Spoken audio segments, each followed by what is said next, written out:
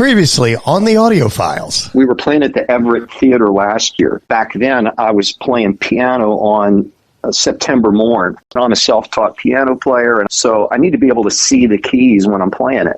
I start on the intro to the song, and they turn the lights out over top of the keyboard, and I can't see a thing, nothing.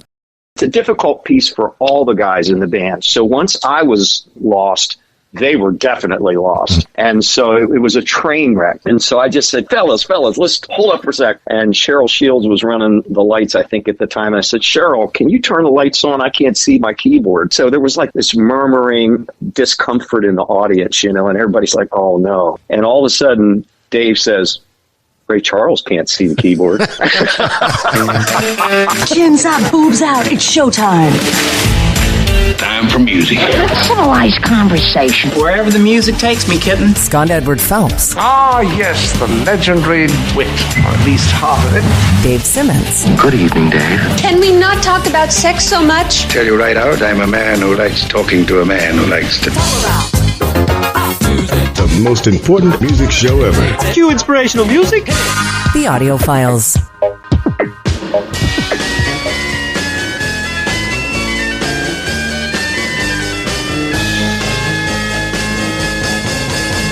Jim Morrison has been dead now for more than half a century, probably. And that one word, probably, is a large part of why our guest this time around has spent years investigating one of rock music's most enduring and engaging mysteries. Now, theories about Jim Morrison's death are alive and well as we speak, which is quite the accomplishment given it's been more than 50 years since he supposedly slipped into unconsciousness. But this unique and fascinating documentary series deals with the mystery and the mythology. It's a documentary unlike the garden variety rock doc because it approaches Jim Morrison not so much like a monument, but like a subject for a lively and as yet unfinished conversation, a conversation that Dave and I are about to join in. And by the way, just so we're clear from the get-go, we are not saying Jim Morrison is alive. What we're saying is that if he is, it's more than likely somewhere right now there's a real old guy in a diner bitching about being tired of hearing Doors songs on the jukebox. Before the end, searching for Jim Morrison, and our guest, it's creator, director, producer, Jeff Finn. Jeff, welcome. And first up, right off the bat, we just want to let you know that we chose to class things up from the start by not greeting you with, come on, baby, light that fire. I appreciate that. Not to mention, somebody suggested, come on, now touch us. And I said, no, we're not going there. Come on, now touch me, babe. Never say never. There's a bad joke in there about not wanting to touch that. Not that there's anything wrong with that. All right, let the games begin, or wink, wink, let the doors open. Check this out, Jeff. We'll put you on the spot right from the get-go. Founding Rolling Stone Brian Jones floating in a pool. Tupac and B.I.G. dead 6 months apart. Graham Parsons lighting up the desert, and of course that McCartney lookalike who took over when Sir Paul blew his mind out in a car. And let's not forget endless sightings of Elvis in countless Burger Kings all over the country for several generations now. So many mysteries, so little time. So, Jeff Finn, what was the Morrison spark? What was it that led you down the path towards searching for Jim as opposed to all the choices you had in pop music and rock and roll? I think it was just, certainly the music was the first portal or gateway, if you will, which goes way back for me. I'm 59 years old, and so I remember hearing those Doors songs just in the ether, in the air, literally. I had three older male cousins. I swear they could have been extras on Dazed and Confused, the Richard Linklater movie, and all that goes with that. And they were always playing what we now call classic rock in the garage, in the living room, what we used to know as, transistor radios, portable radios. Right. This is back in like the early to mid 70s when I was just a little kid growing up in Downers Grove, Illinois, just outside Chicago proper. And so I have vivid memories of hearing those songs, and I was just impressed with anything my older cousins did at that point. They were like the brothers I never had. I remember all kinds of music emanating from their radios and turntables at that time, and 8-track. They had 8-tracks, I remember. But there was something about the Doors that really stood apart, and I don't know if it was the eerie quality, the darker themes, or just, as a little kid, you just absorb it like a sponge. But yeah, that was the jumping point for me. So I think it was in my subconscious all along until I took on this endeavor. The work itself feels a little less like a documentary and more like the journey of an explorer of sorts. And your focus was, for the most part, about James Douglas Morrison, the human being, and not so much the leather pants, music, myth, sensationalistic, etc. Did you intentionally spread less energy on the poster on the wall stuff, more scholarly than sensationalistic? Yes, 100%. By the time I took this on, we're back up a little bit. In the 90s, I was in a band in Chicago as a singer, and I was offered to take on, a guy said, I want you to be my Morrison in this Doors tribute band he was forming. And I was very flattered by that, but I was doing original stuff with my band at the time. And so I didn't go down that road. What was the name of the band? My band was called PEEP, P-E-E-P. Okay. Which we joked around that it stood for People Eat Elvis Presley, but I digress, you know. Well, you know, why not? I was in my 20s. Sure. Well, hey, every show was a peep show. Nice. Nice. Yeah, but it gave me a real window, you know, and I'd already been a Doors fan forever at that point, but it gave me a real insight into that process. And when the band folded in like 96, I started to make inroads into writing a book, which I've now come full circle on. But I began writing a book about what I call the human Jim, the real Jim, James Douglas Morrison, the person, as opposed to the rock star. And I didn't get very far because those were the nascent days of the internet, and I didn't even have a computer at that point, so 1996. But I made some inroads into that, and I knew right then and there my focus had to be on Jim, who he really was as a person. Not that the leather pants wearing rock star wasn't a huge part of who he was, but that was more a persona than the person. Well, yeah, and there's only so much of that you can go before you've made the point. I mean, as a human in his entire life, that's a whole lot more complicated with a whole many more layers, as it were, whereas a rock and roll mysterious lizard guy, you can talk about it for half an hour, and then after that... Yeah, and I think Oliver Stone covered the leather pants era more than enough for 1 or 2 or 3 lifetimes, with all due respect to his take on that, which I never cared much for that film. I particularly was very unhappy when he took Jim Morrison through Dealey Plaza, and then there was just no excuse for that whatsoever. That was more of a caricature of a part of Jim Morrison, I felt. Well, it's weird because I really mean it when I say I think Stone's a brilliant filmmaker. I could never do what he does. And I think JFK is an amazing film. Natural Born Killers, a number of other films that he's done, I think are amazing.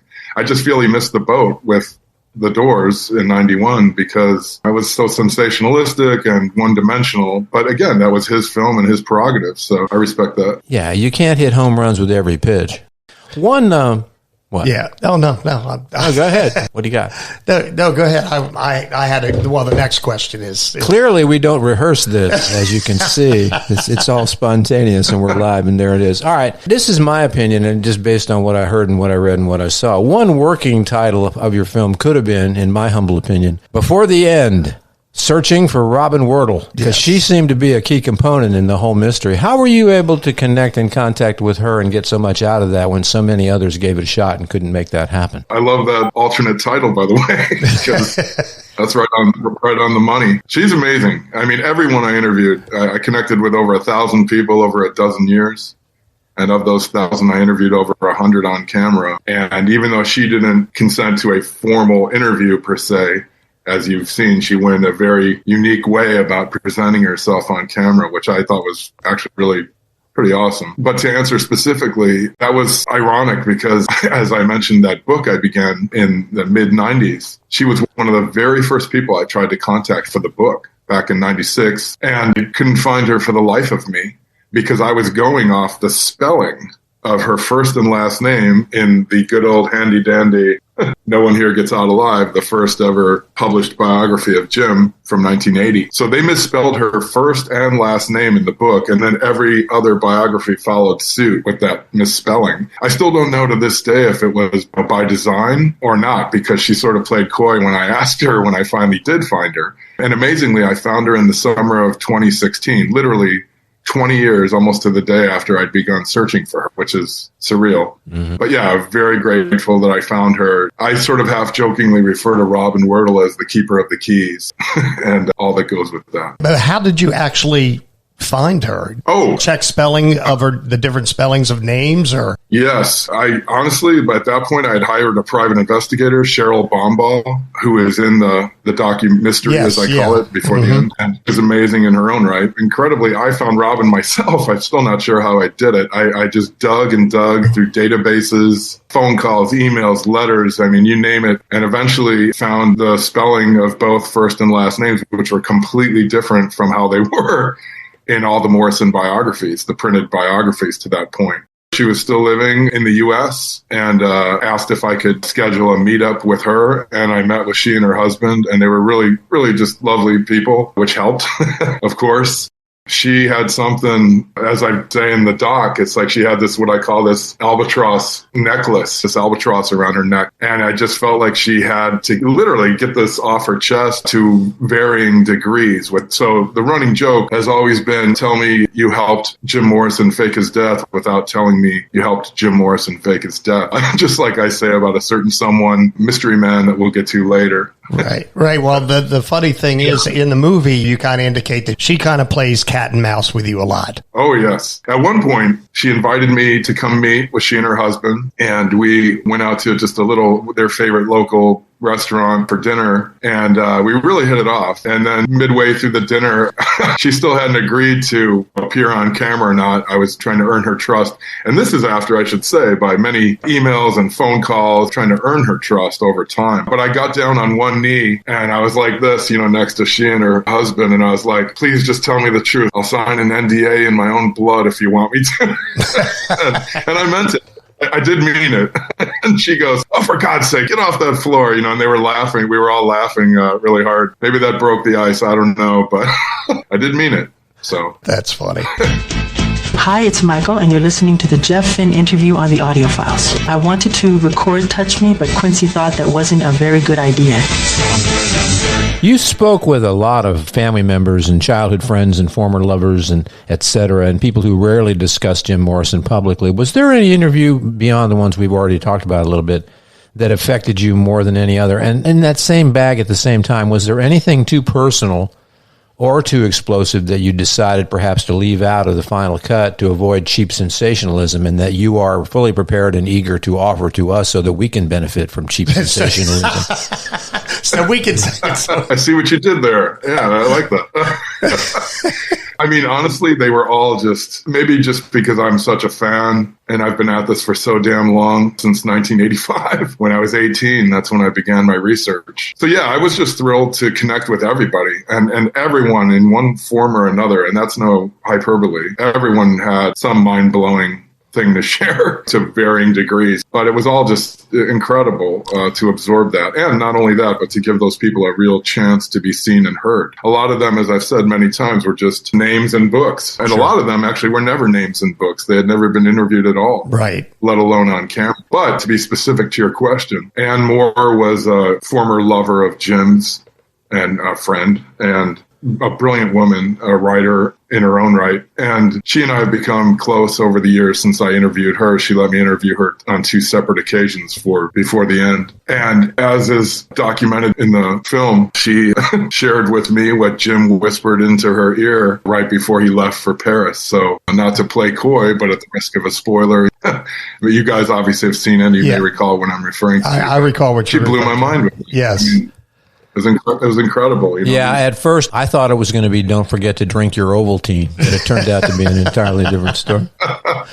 Yeah, she absolutely blew my mind with that. And she had never shared that with anyone publicly before. So there were a lot of exclusives, myriad exclusives and revelations. And again, I'm very grateful for that. Did you reach out to Ronay? Was it Alan or Elaine? Elaine Ronay? The French pronunciation is Alain. Alain. Yes, I did. Ronay was one of the very first people, and now rest in peace. Oh my gosh, so many people I interviewed have since passed. And so again, just more gratitude that I was there, perhaps at the right place at the right time, to have connected and gotten to know and interview these people who knew Jim, the real person. And Ronay definitely was one of them. He was, in many ways, one of Jim's oldest friends. They met when Morrison first went to UCLA in January of '64, after he transferred from Florida State University. And there are many who have implied over the years that they were lovers. He played sort of a coy with me when I asked him directly about that. He also said, I'll never forget that. I said, would you do an interview on camera? And he said, no. Just flat out no. I was like, shit, great. Well, that was historically, he denied almost every interview. Yes. And he did say, he goes, please don't take it personally. I remember he said, I appreciate what you're doing, trying to show Jim as a real human being, a person. He said, just don't do interviews anymore. He claimed he had been burned by the media too many times, misquoted, taken out of context. And so in lieu of that, we spent a 9.5-hour day together, which was incredible. And I go into granular detail about that day in my forthcoming book, 127 Fascination, Jim Morrison Decoded, which is a companion piece to Before the End, Searching for Jim Morrison. Nice. And the book that I set out to write back 30 years ago in 1996. So, are you going to be releasing an 8-track tape version of the? Yes, tape. About 20 minutes. Oh, nice. Yeah. So it's going to drop like a hot pocket. I'll look forward to that. Yeah. Do you have a release date on the book yet? It currently is slated for the end of late 2026, the end of the year. That's about all I can say at this point, but it's all systems go. So we'll see. Scott Edward Phelps, Dave Simmons, The Audio Files. Je m'appelle Claude. Je t'appelle Blue. Speaking of Elon and all that French stuff over there, I spend a lot of time in Nashville. That's how they talk over there, where they talk French. Let's talk about Paris just a little bit. No autopsy, missing documents, witness inconsistencies, and partridge in a pear tree. All of that and other circumstances there have fueled speculation among fans and friends and those of interest for more than 50 years now. From your point of view, is there any one thing or things that you found or even possibly still do find a little suspicious of all the stuff that's been when that topic in particular comes up? Anything come to mind? Oh, my God. I mean, how much time do you have? Well, give us the top five, like Casey Kasem, give us the top five. I mean, honestly, at the very top of that heap would be, as I point out in my docuseries, the doctor whose name, even the pronunciation of his last name, has never been confirmed. We don't know if it's Dr. Max Vasile, Dr. Max Vasile, Dr. Max Vasile, et cetera, French surname, but it's Vassile. And in my digging, in my research, we were able to find, especially with my private investigator, there's no record of Max, however you pronounce his last name, having performed medicine in Paris or anywhere. The only time this guy tracked and shows up in official documentation, official as it were, is regarding Jim's alleged death. So he basically makes a cameo, comes out of the woodwork and makes a cameo for Jim's supposed passing in July of 1971. And wow. There's something, as I joke, there's something rotten in Denmark. There's something rotten in Paris, et cetera, et cetera, I found that interesting in the docu-mystery. That's what you called it, right? Yes. And, the list goes on and on. I could give you the top 5. I could give you the top 20. When we're done with the interview, give us another call, and we'll talk about working on a joint book deal so we can all profit from that part of it. Yeah, the other one I was going to mention real quick, again, an Easter egg in my doc. It's meant to be one of those things, you blink, you miss it. But there is a specific analog document, paper document from the Paris era, again, of Jim's supposed death, which, as 2 private investigators told me, would never be proven in a court of law. It's a cold case, technically, that could never be proven in a court of law because it's just so full of holes. But on that note, there is a document that is signed to look like Pamela Courson, who was Jim's longtime life partner, romantic partner, even though I've been told they were platonic for the last year and a half or so leading up to Paris. There's a document that says P. Courson, but it's written in Jim's hand. I mean, Jim had a very, very distinctive scrawl or signature. And I'm not the first to discover that, by the way, but I think I might be one of the first to put it into a documentary format. So the puzzle pieces just don't align. And Jim was a brilliant cat. It wasn't a crime what he did, but I was going to say, riffing on there's no such thing as a perfect crime. I would go so far as to say that, ironically, I think Jim, he was so brilliant that I think he consciously left breadcrumbs along a breadcrumb trail, knowing that some stubborn fool would come along like yours truly and start digging. Yeah, and it could have been anyone, obviously. It wasn't about me, but I think he did that. I think he really probably had some fun leaving little clues, little puzzle pieces, if you will. For those of you listening who are interested in more information and more on this series, be sure and look for Jeff's next big docuseries, which is coming. I understand it's called Jeff Finn, Stubborn Fool.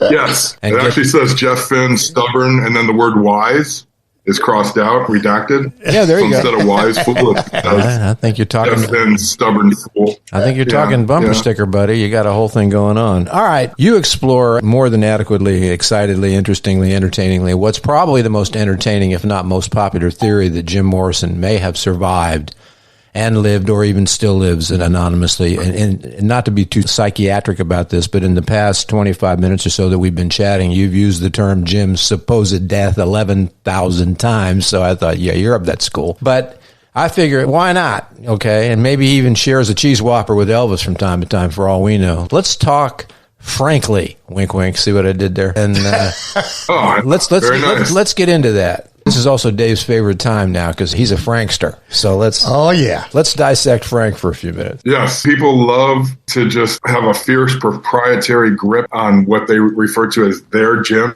I've literally had people say to me and write on Facebook or my Instagram, "That's not my Jim." And I'm okay if that's how you want to go about it. And everyone's free to do that, interpret Jim as they will. But they're so locked in, they're so dug the fuck in to their perceptions, their subjective reality of who Jim was and what he did and why. And I feel there's a lot of closed minds there, which is sad. So I've maintained an open mind the whole time.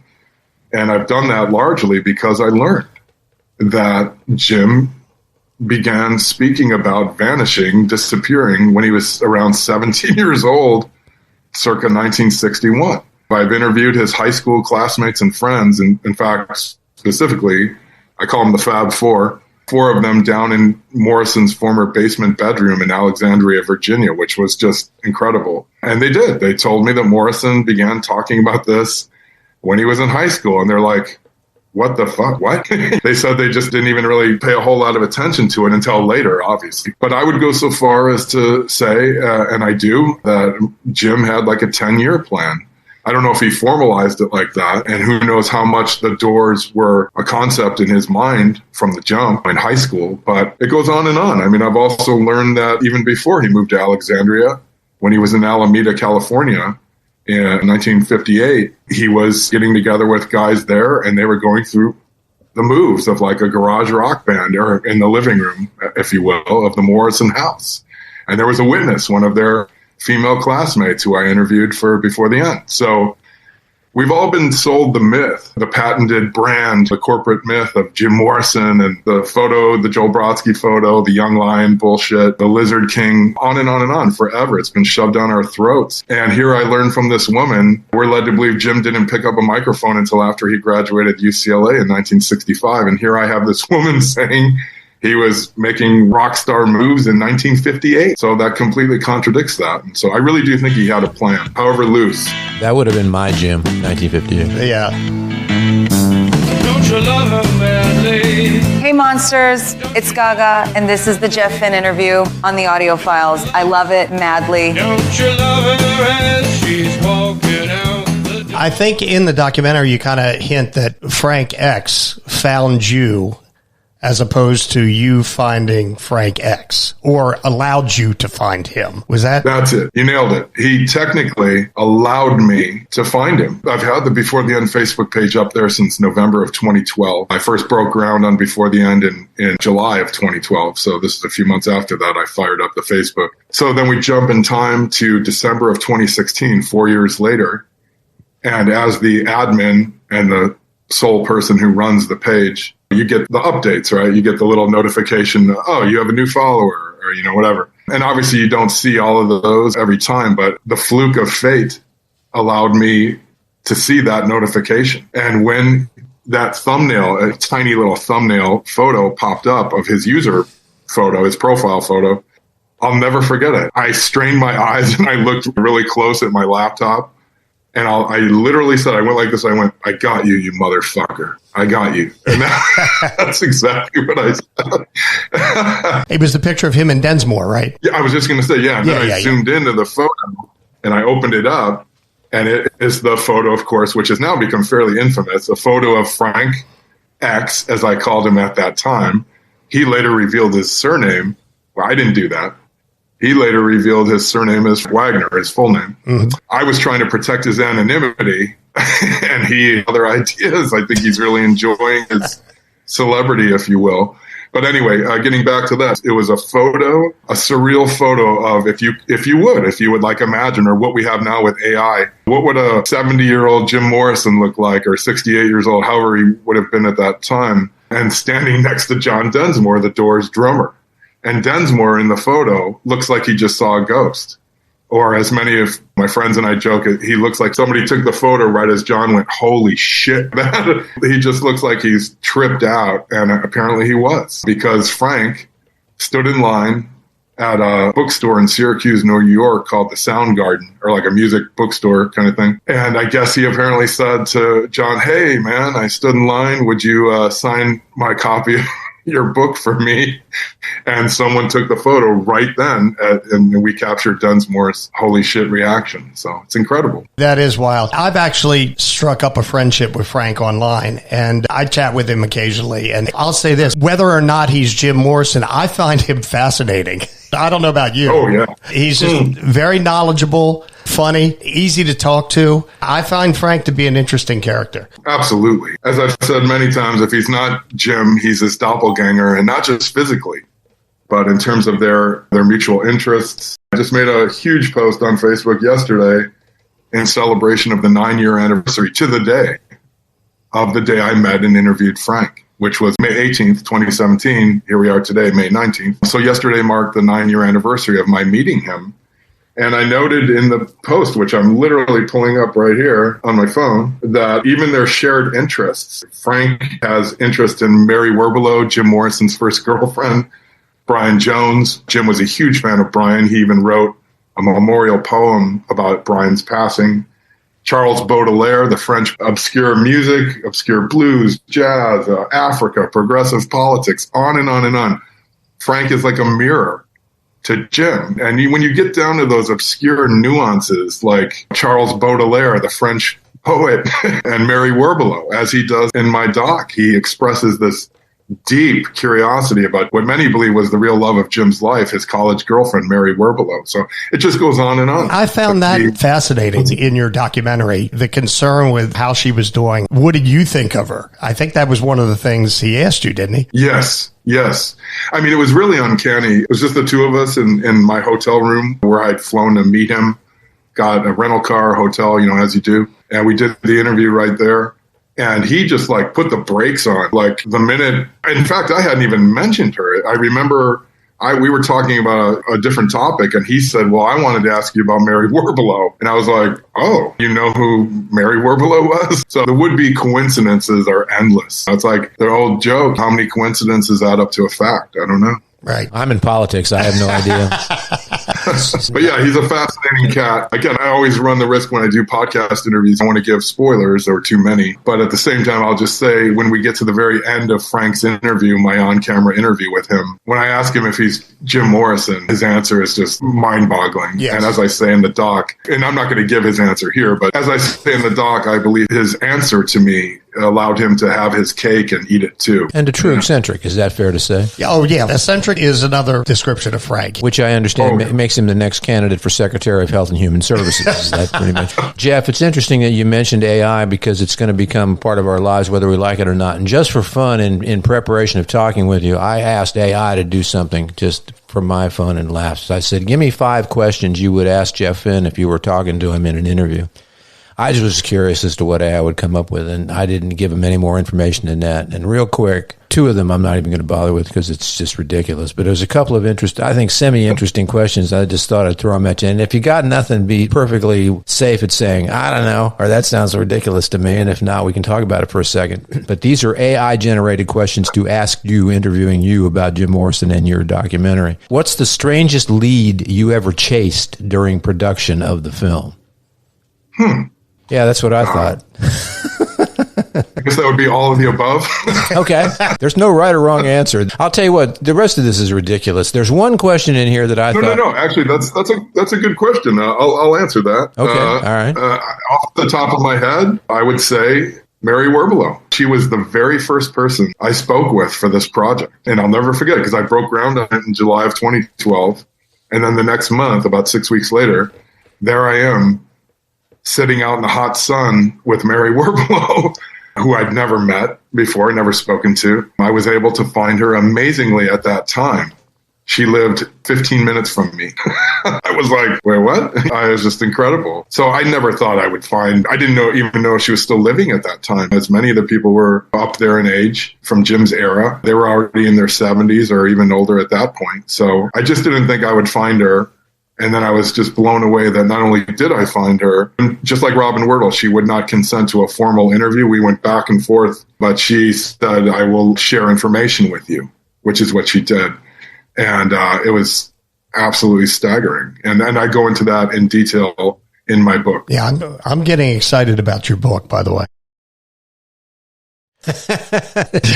How are those AI questions? Yeah, that's funny. The level of excitement there for just a second is silence in the room. Everybody's looking at everybody else.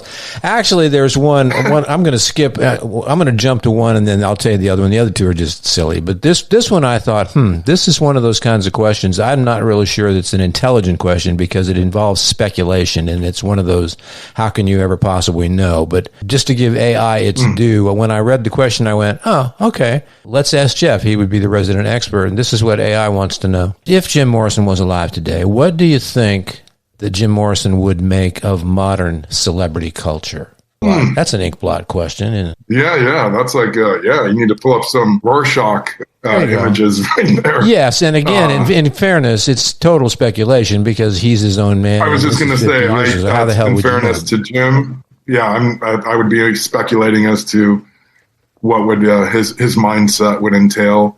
Well, we don't have to psychoanalyze the guy. I'm just saying, is there anything that instinctively, with all the research you've done, and in that sense, you've certainly got to know him better than probably anybody except his closest friends and family would know. So is there any inkling? Well, we have to make a distinction there. When you say I got to know him, I got to know Frank.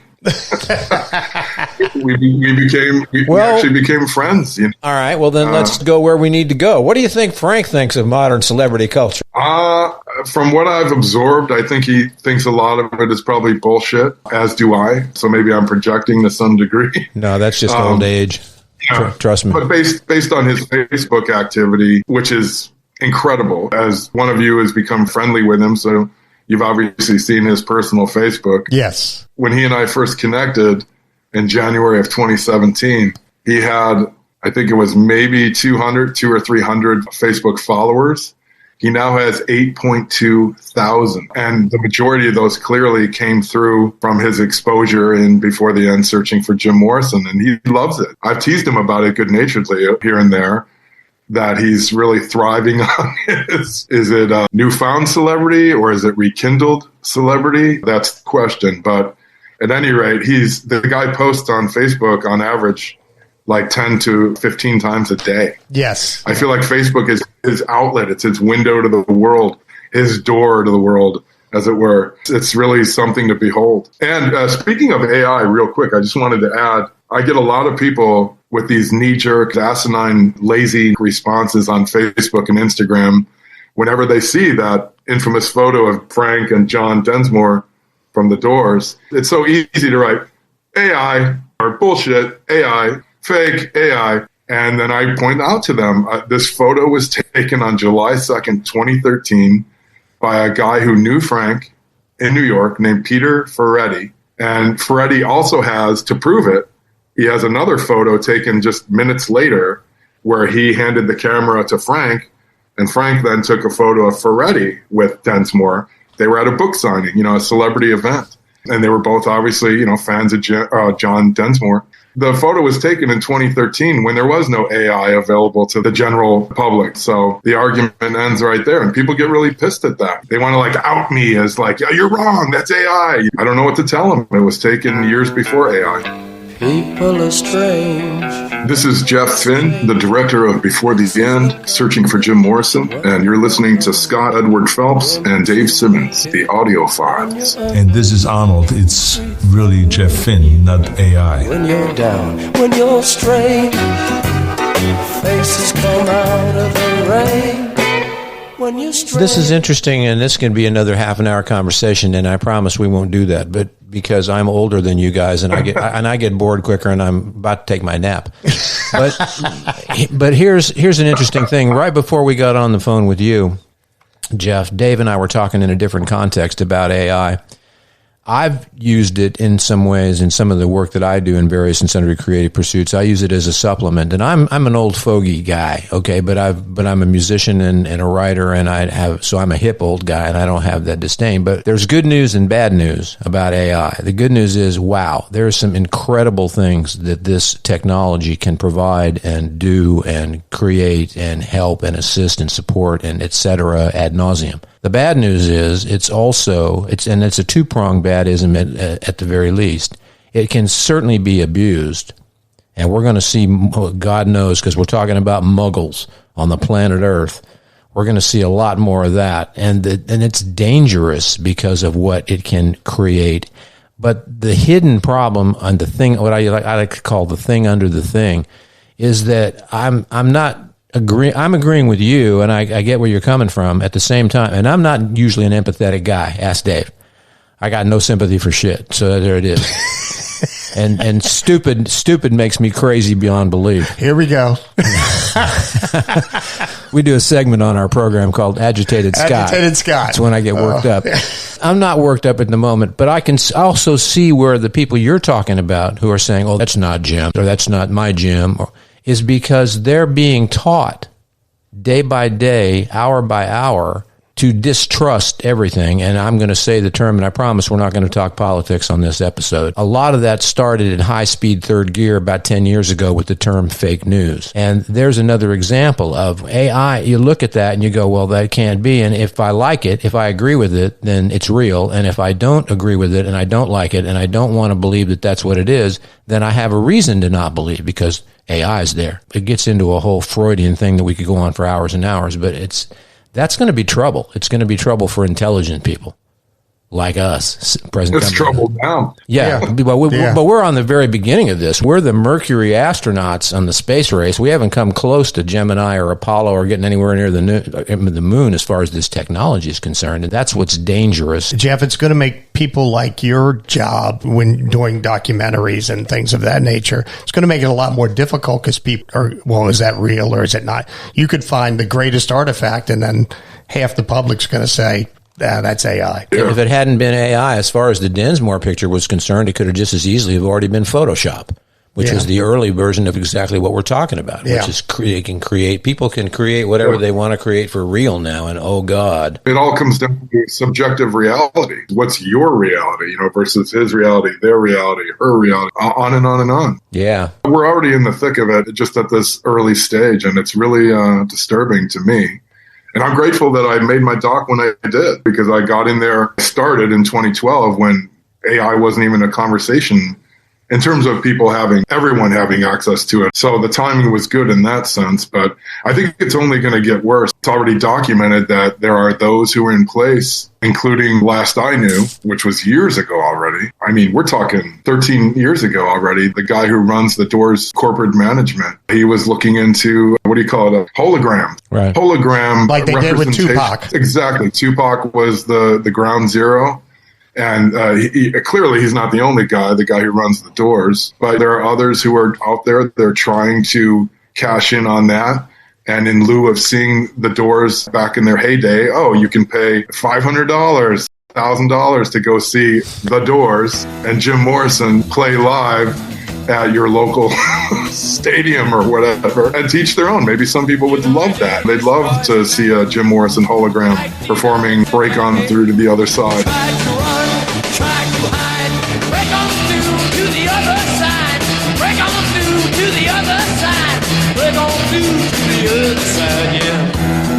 I'm personally not one of them. So teach their own. As I always say, teach their own as long as you're not an asshole about it. Well, here's another perfect example of, and we move on from this, but here's the technology. Here's how tricky and not tedious, what's the word I'm looking for? Mysterious and deceptive, there's the word, how deceptive it can be. For example, we've been talking now for about about 54 minutes. And thank you very much, by the way. We haven't said thank you enough for doing this with us today. But here's an example. And not even Dave knows what I'm about to tell you, both of you right now. I'm not here. I've been saying that for years. You've been talking to AI. Oh my God. Well, on the other hand, it's like Bob Dylan biopic. I'm not there. There you go. On the other hand, as a man of some marital repute throughout my lifetime, I can tell you this is going to come in real handy for husbands that need excuses. And no, baby, it wasn't me. I promise. That's some kind of AI. AI. That's AI. That's not me with my hand on that girl's ass. Everyone's going to have an AI doppelganger, or a few maybe. Where our whole lives will be spent in avatar mode. Reactions to the documentary have been pretty intense, you can imagine, because of the subject matter and the subject guy, but from both supporters and critics. Any surprises on your end, Jeff, in terms of the response that you've gotten to the doc? Or was it pretty much what you expected when you got into it? It's pretty much what I expected because, again, I had created the Facebook page in November of 2012. And then I fired up an Instagram page, and I can't even remember when that was, a number of years later. So I see a cross-section of the same type of responses that I was receiving in the build-up to the release of the film, which I think is actually kind of fascinating because it tends to mirror the perception that The Doors engendered. The Doors were a polarizing force. And it's been written many times, long before I came along, that you either loved the Doors or you hated them. Like there was no middle ground. And it seems to be the same with my docuseries about Jim. People either seem to be all in or they think I'm an idiot, an asshole, etc. There's no real middle ground there. People are either like, oh my God, this is the greatest doc I've ever seen. And I've never seen Jim presented like a real person like this. Thank you so much. Or they're like, wow, you're an asshole, Finn. You're full of shit. That's fake and AI and this and that. Again, as I've said a million times, I'll say it a million more. To each their own, as long as you're not an asshole. You got several other Morrison projects in motion. So to paraphrase our buddies with U2, you apparently still haven't found what you're looking for. But are there any other artists who intrigue you enough to give them? Dave suggested that you might think about doing a History Channel miniseries and calling it The Jeff Finn Treatment. What do you think? Got anybody else in mind, or is it going to be Jim Morrison till the day you die? I'm finishing up my Morrison projects. I've been writing the book on and off I could technically say I began it in 1996, which I did. Obviously, I didn't work on it all those years, but I've certainly been working on it simultaneously with Before the End for at least the last 6-7 years. It's a real labor of love. And it helps me get nuanced and granular, as I say, in granular detail in a way I couldn't do in the docu-mystery. Right. Obviously, a book versus a documentary film is apples and oranges approach, even if it's the same topic. Yeah. So I'm grateful to be able to do that. I'm looking forward to releasing that. I do have another project on the burner regarding Jim that ties into all of this, my doc and my book. I can't really go into more about that at this point. But as far as future projects, future documentaries, I would love to do one. This time I would want the financing up front, because part of the reason it took me over 12 years to do Before the End was the financing came in piecemeal over time. This time I would like to do it in a more traditional sense of having the funding from the get-go, if possible. I have written a novel about Paul McCartney and the Paul is Dead phenomenon, and that's ready to go. I'm still knee-deep in Morrison right now, but I've had some interest from publishers, especially independent indie publishers, regarding my book, which is called The House of Paul. So I'm looking forward to diving into that too, because I find the whole Paul is Dead phenomenon equally fascinating. And I have since I was a little kid. I remember sitting in my bedroom in the summer of 1977, getting ready for a swim meet. I was 10 years old, and I had the Beatles, the Red Album and the Blue Album. You know, the greatest hits. Yeah. And they had in the liner, inner sleeve, they had the photo of the Beatles, of course. And I remember looking at Paul and being like, that's not Paul. So that's been there all my life too, you know. And again, who's to say? But I find it fascinating. You're not alone. I have a friend that would actually fight you if you tell him that there is one Paul McCartney and not two. So I get where you're coming from. I will say this. I found the hell is it called? There's a Facebook page. Oh, it's called Fall You know how they call him Fall for false, F-A-U-L instead of P-A-U-L? It's called Fall is Alive, which is, I guess, a riff on Paul is Dead, obviously. And I've been following that page for a few years, and it's fascinating. They don't really post much on there, but my God, there are some photos when you do the contrast, the comparisons, this guy versus this guy. It's extraordinary. I mean, they really do. They look like they could be brothers or cousins or whatever, but when you really get in there with your magnifying glass and get all Sherlock on it, there's two distinct human beings and myriad photos, tons of photos. Right, so, right. Who knows? Stranger things have happened, right? Right. In the last hour. Before you slip into unconsciousness, I'd like to have another kiss. You're listening to Scott Edward Phelps and Dave Simmons. Domo arigato, Mr. Roboto. The Audio Files. Fake news. People who are hearing about this for the first time, where can they find the documentary and enjoy the work that you've done? Oh, thank you. Yeah, I just, again, regarding that Facebook post I made yesterday, on May 18th, 2026, which was the 9-year anniversary of my having met and interviewed Frank Wagner, the former Frank X. That post goes into detail about the recent expansion through Apple TV. Before The Unsearching for Jim Morrison was originally released in the US, Canada, the UK, and Australia in January 2025, so a little over a year ago now. And Apple recently did an expansion, so we're now in an additional nearly 70 countries. And I'm not going to list them all here, but if people are interested, they can go to the Facebook page, check out that post and other posts, of course, that give the details. And BTE, as I call it for short, Before the End, is available on Apple TV, Amazon Prime Video, Google Play, YouTube TV, and Vimeo as well in 4 different languages. So, and there's more coming soon. Those 70 countries are all English speaking, but I'm in the process of working on additional territories in non-English speaking as well. People want more detailed info, nuanced info about who I am and what I've been doing, and they can go to my actual website for my production company, which is called Z Machine.